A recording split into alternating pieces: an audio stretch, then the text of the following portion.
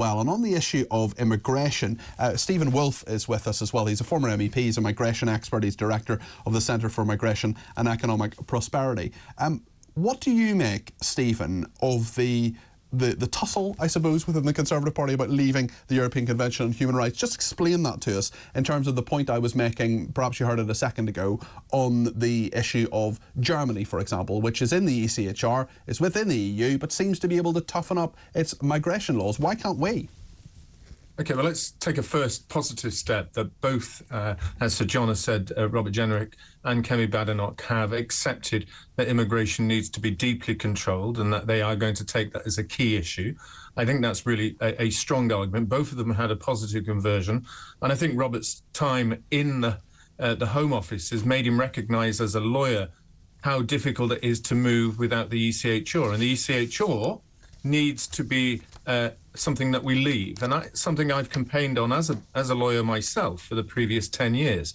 And the reason why it's pretty much different to what's happening in Germany, Peter, answering your question now, is that although we're both signatories to the ECHR, there are some very clear and distinct differences on benefits, for example, that we have enshrined in our laws that are different to that of Germany. For example, the NHS. We cannot deny people who come as asylum seekers a different level of healthcare, which is what Germany can do. Secondly, Germany, when you look at what they're actually trying to do, some of it is very similar. They're increasing the numbers of people to try and assess the cases for asylum. That's point one. Point two is they're introducing a new law that gives 28 days that they can hold people before they return them to the different countries.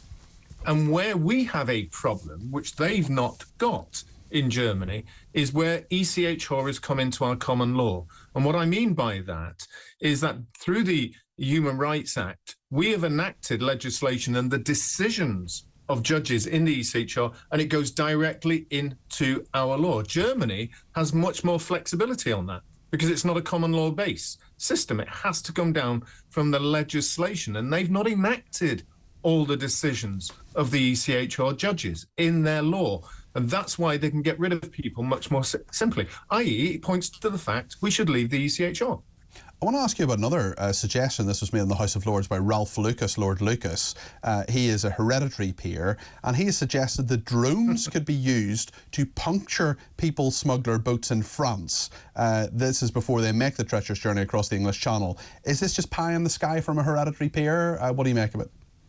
I think he's pointing to a technological fact that this could have been done quite a while ago, and it goes back to a whole case of why we can puncture boats and why the French do it when they're on the beaches.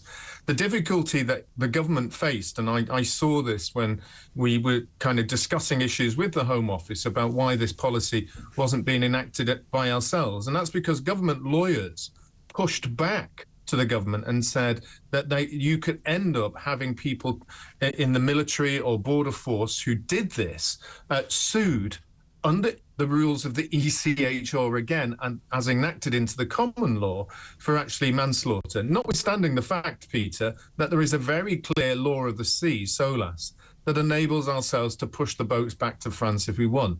So again, this points to judgments made by the ECHR, enacted into the common law through the Human Rights Act and our own policies, that could be prevented and enable us to look at different technologies, including this if you thought it was the right thing to do.